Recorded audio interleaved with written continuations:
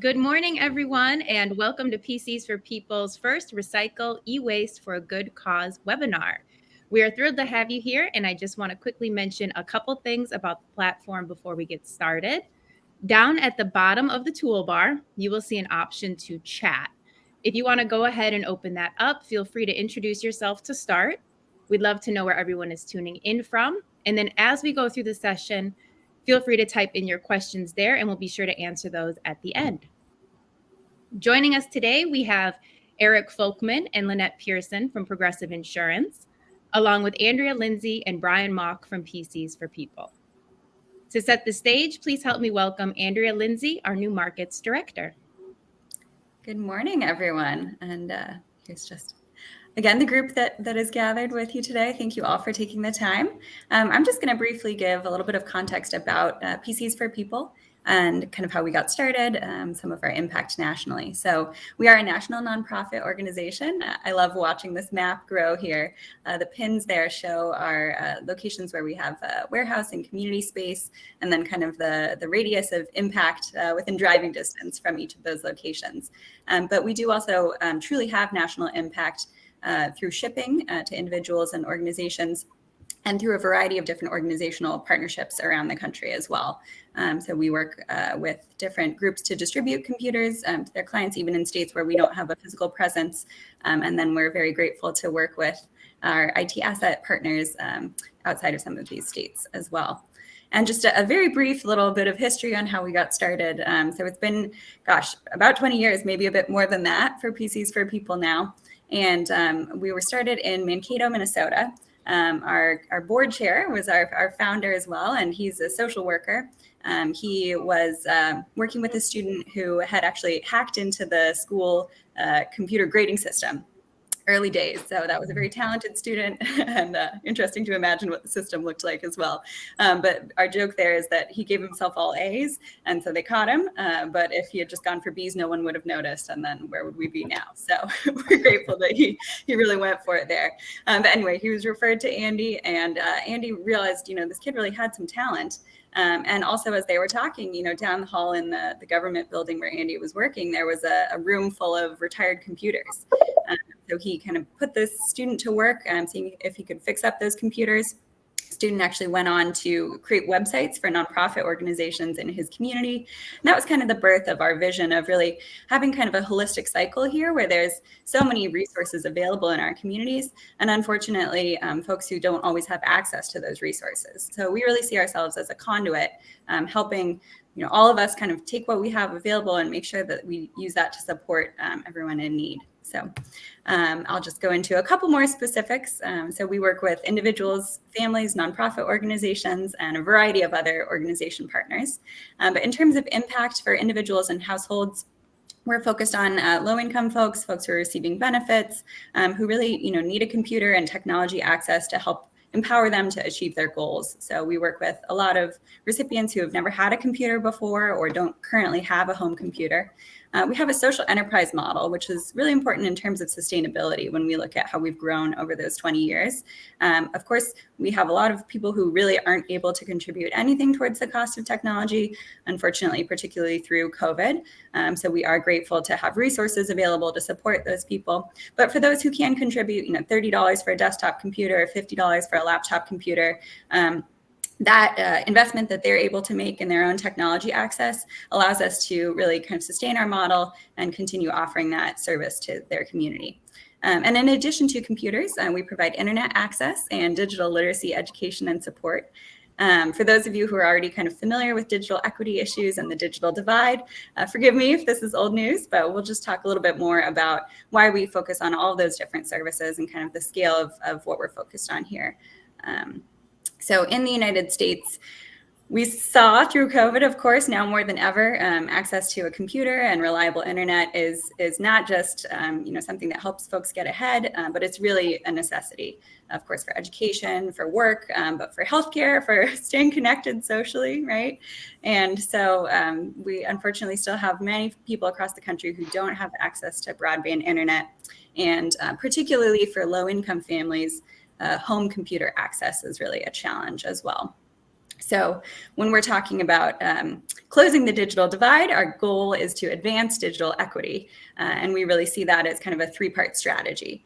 So I explained how we started out with computer access, from refurbishing those initial county computers. Andy and his team went on to working with a variety of wonderful partners to take computers that are no longer in need for businesses and other organizations and getting those out to families who need them.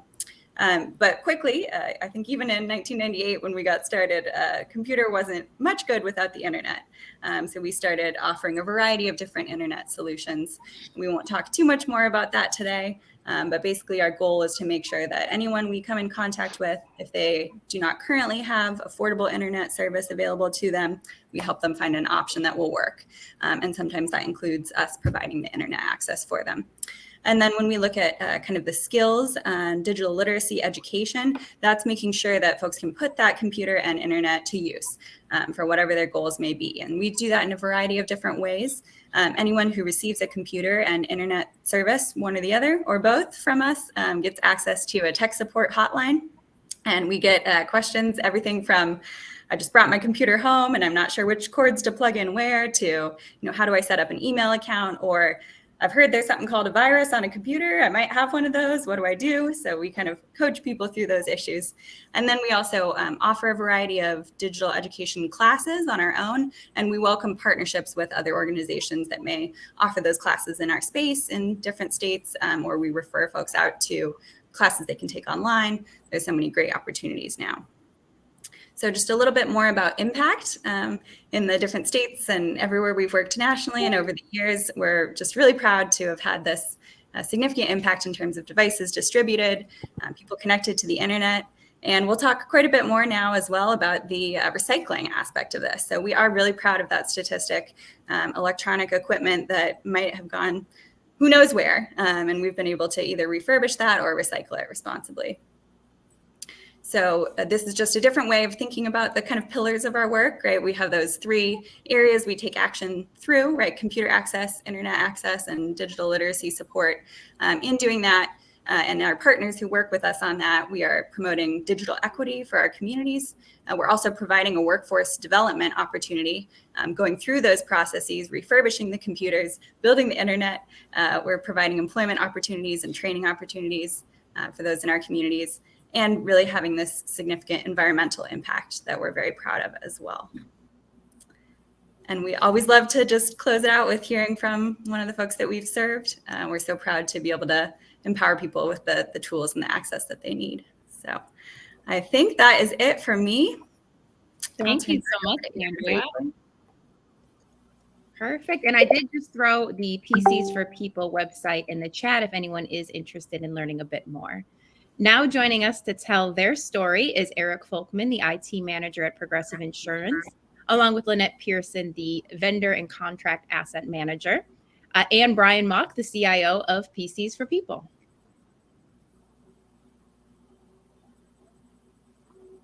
Well, thanks, Eric, so much, and Lynette for joining us. We really cannot say enough how much we appreciate your partnership and partnership of corporations and nonprofits and government entities like yourself to be able to make all the mission happen that Andrea just spoke to. And we certainly appreciate that. And I guess the first question is why, right? What brought Progressive to thinking about recycling, and what drew you towards PCs for People? So it's a pleasure to be here, and thank you very much for giving me this opportunity to share our story. I think it's a good one, and we're really proud to work with PCs for People. To set some context, I just want to share with the audience that everyone's heard of us. You all know Flo and Gang, but we are the nation's third largest insurer, and we operate out of all 50 states. Add a little context to this.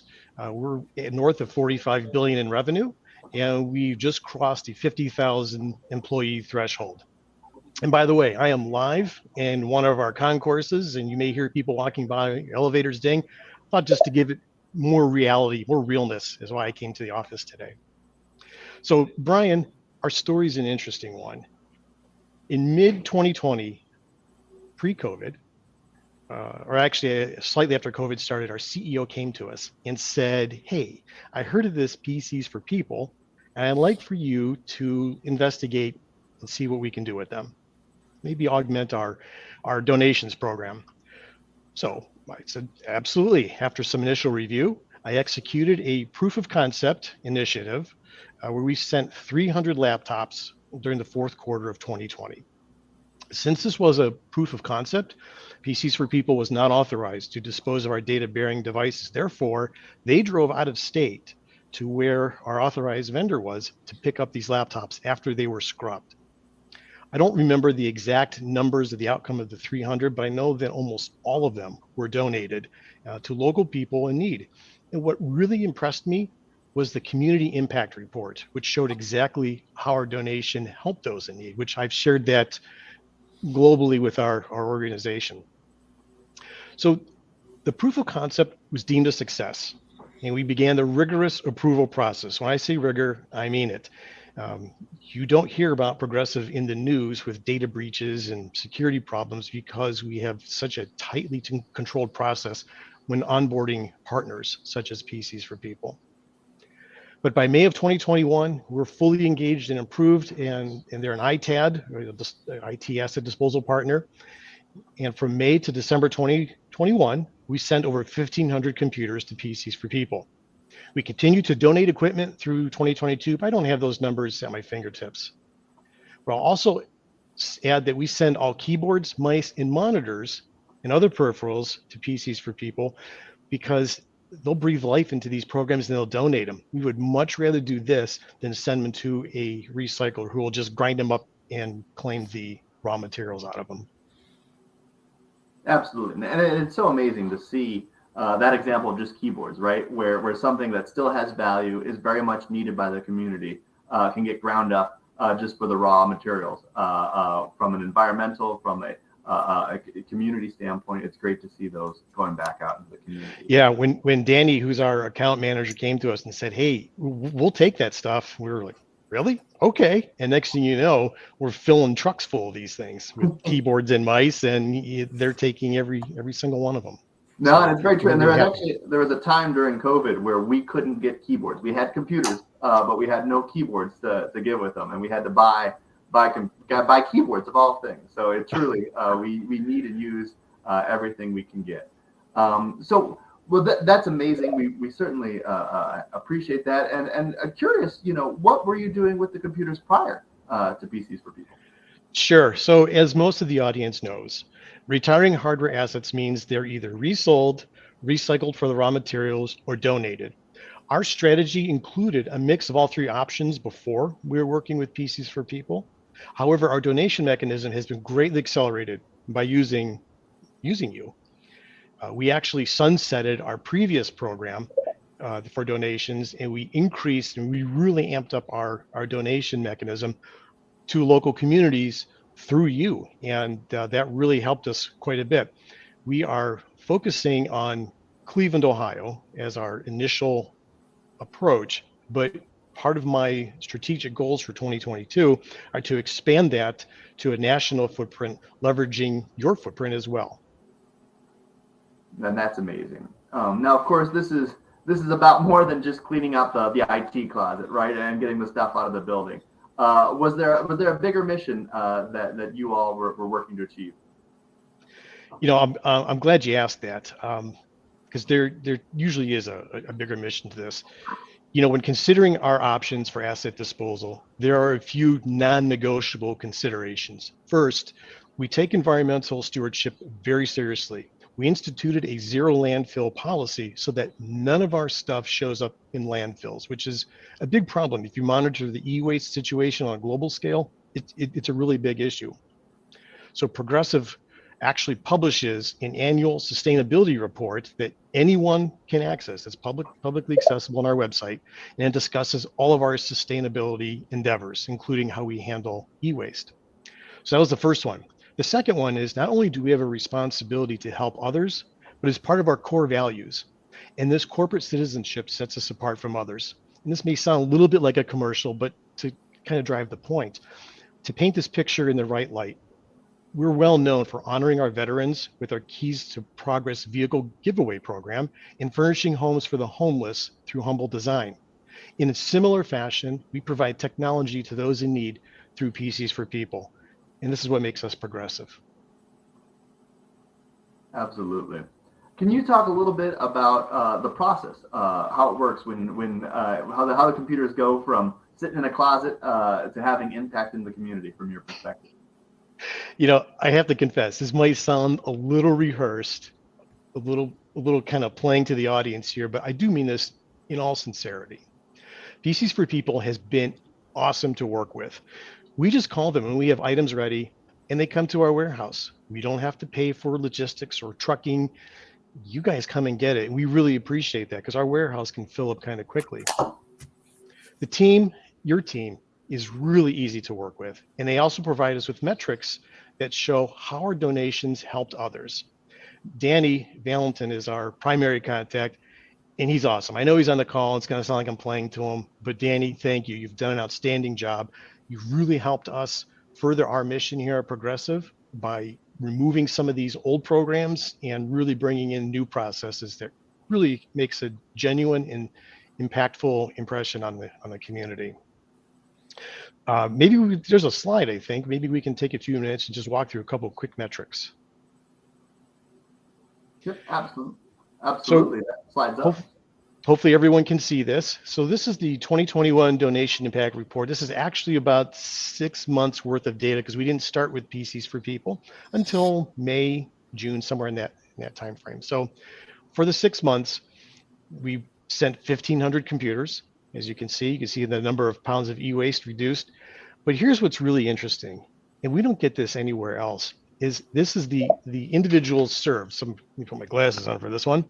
So you can see we're at 2,200, but what's really neat is that we're helping people at that income threshold, and we're helping them get technology. I mean, we're doing it through this partnership, and to us, this speaks to who we are and our core values.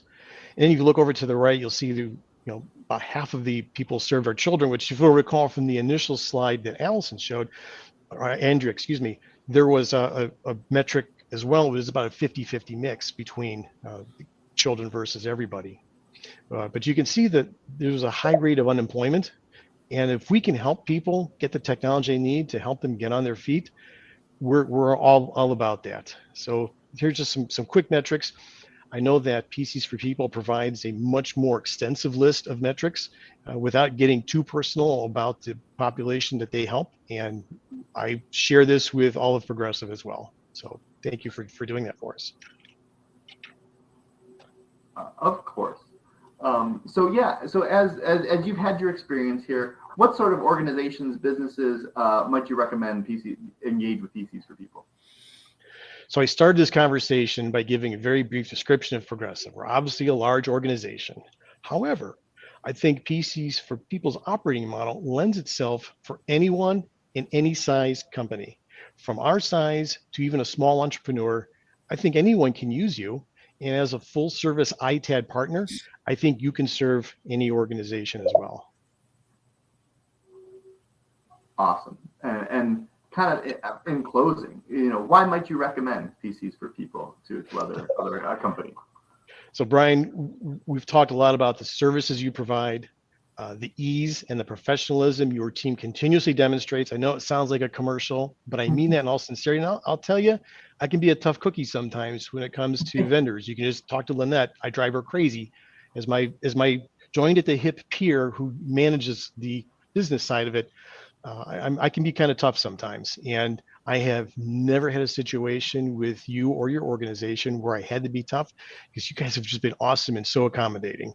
And for those reasons, I would recommend you to any organization. Makes it easy for me to do that.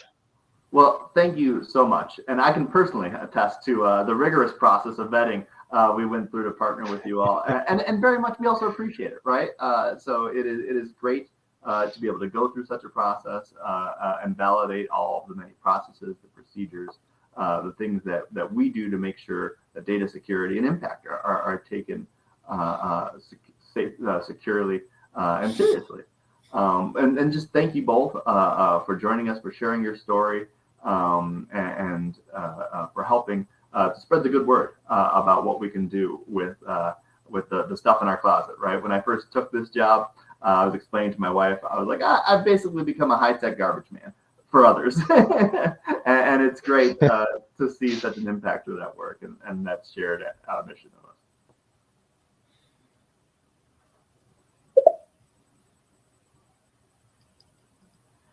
So yeah, so we have just a brief overview of how you can help in the audience, and you know, we can certainly review that. But wanted to open up for any questions, thoughts, comments from the audience, for myself, for our friends at Progressive, Andrew or Aaron, just to kind of open it up for a minute, and we can, whether that be drop it in the chat or join us, in person.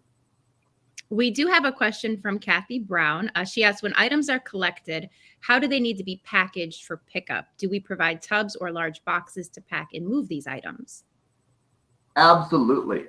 So we will take them in any condition, and that has ranged from they're on the 5th floor of a building with no elevator, and we have to carry them all and box them up ourselves, to where people provide the boxes and the bins, and all we have to do is drop up and they put them up on a truck right from the loading dock. Of course, we prefer one end of the spectrum over the other, but we absolutely have many times commonly drop off bins and gaylords that are marked and secured, and then they can be filled up by IT kind of at their leisure, and that can be over the course of a couple days or a whole quarter. The bins can sit there, and then they can be, just a call for the pickup.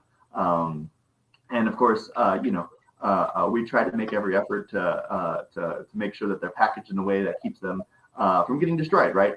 So monitors not just thrown on top of stuff, but to be able to preserve the value of the assets. Okay, we have another question. Is PCs for People able to collect outside their pickup radius? What is the pickup radius?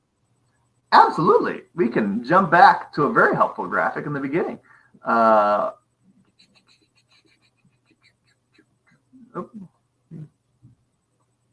we go. So generally, our offices have a pickup radius of about 4 to 6 hours around them, depending on, some of the mountainous regions in Colorado are a little bit smaller.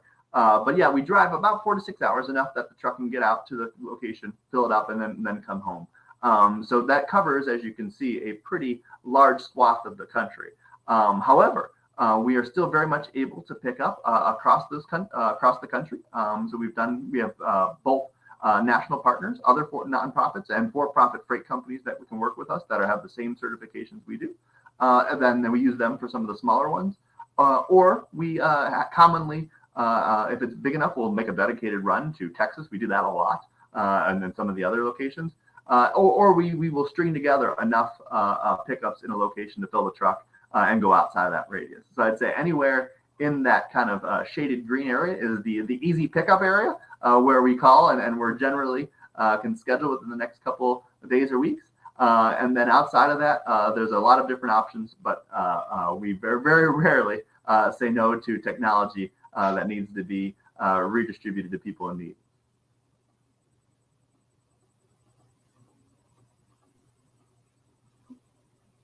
Okay, we have another great question. The process of security for privacy protection. Can you speak to the protocols available that you will share with potential donors? Oh, absolutely. So data security is probably one of the most important, if not the most important things we do outside of impacting the community. So there is an organization called NAID. It's the National Association for Information Destruction, and it's the kind of authority on data security and protection. And we are NAID AAA certified. I joke that if they ever come up with quadruple A, we'll go out and get that. It's their highest rating for security and data sanitization. And that is kind of the authority on data privacy and security. And that covers everything from the security and the locks and the process and the screening of our employees and the locks on our truck, to how we even drive the trucks, the routes and the procedures on refueling. And then when they get back to our facility, they're under camera. And a secured facility that's been audited and inspected, and then the actual data erasure and sanitization or destruction of the drives is all audited I joke that we have an annual NAID audit where we get like the folks from CSI come and we have to mail, they give us a drive and we've got to mail it. We've got to erase it, and then they take it to their lab and see if they can get any information off of it again. So there's a variety of protocols. We have a 50-page booklet of information if anyone's interested in reading, but there's just a ton of procedures and protocols around that. And Brian, I can add to that. As I mentioned earlier, we like to stay out of the news, and the cost of a data breach far surpasses any dollars we would get or any benefit from donation we would get from disposal. So that is paramount for us. And we have a very rigorous security assessment that's done, and you guys passed it with flying colors. So. Okay, we have another question. How much does this service cost? That's a great question. How do we not cover this? So it is free. So we, a lot of places pay big money to have this super secure data sanitization, and we do it for free. The only thing we ask for is the computer attached to it, and that allows our social enterprise model to run. The only areas where we have any charges is for a couple really small things. Well, there's a pun there. A few categories where CRT monitors, where they have mercury in them, and of course, since we are a zero landfill facility, we have a cost that we pay our downstream vendors to have that mercury demercurated and safely and technically disposed of, and then also just ginormous printers that are like the size of a refrigerator. As much as our people on the truck love to work out, we usually have to have a couple folks come and help carry that. But other than that, for your standard IT services, ITAD disposal services, those are all free pickup. Okay, one of the questions from local companies considering hosting a collection and donation program wanted to know how documentation for tax credit benefit is handled. Do you have protocols for recognizing contributions by businesses or organizations? Absolutely. So we are a nonprofit 501(c)(3) organization. So of course, consult with your tax and law department, but to the extent that they are deductible, they are fully deductible. We provide a variety of documentation and receipts along the way. And just to highlight that, one of the many receipts that are received in addition is the impact report. That here is your annual at the end of the year. Here's the total number of computers and pounds of IT equipment that's been donated, but then also the impact that is the number of people impacted and their income and et cetera. But then another piece of documentation I didn't mention was there's actually a certificate of data destruction. So it will detail literally every serial number of each computer and the serial number of the hard drive and the outcome of the destruction, whether it was wiped or destroyed. So it's that kind of granular level of inventorying, of tracking, and then tracking on the distribution side, right? So then we track that serial number of the computer and track the impact, and that's how we track who that's gone to, and that's how we generate those impact reports.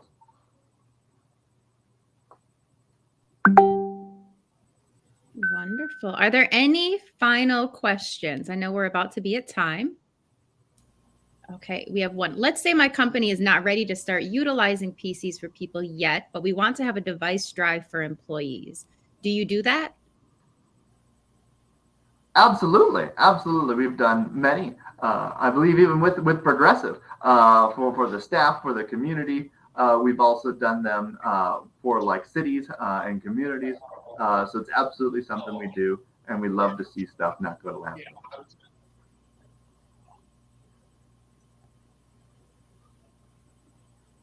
Perfect. Well, I don't see any more questions coming through. Kathy, I'll wait for you. Just want to thank everyone again, Lynette and Eric, for coming to share your story, Brian and Andrea for being our experts to share about PCs for People. Kathy, yes, this was recorded and will be shared with you. Okay, well if thank you for having us. We enjoyed sharing the good word. Thank you for the work that you do. Thank you very much for joining us and for helping to share Thank that you. message. Thank you all. Thank you all. And I did just put in chat, if you are interested in talking more to PCs for People about scheduling an e-waste pickup, that is the link to follow. That'll also be shared in the email you receive after this event. We do have another webinar in April, so look out for that. And thank you again, Lynette and Eric, and for everybody for joining us. Thank you. Thanks all. Bye-bye.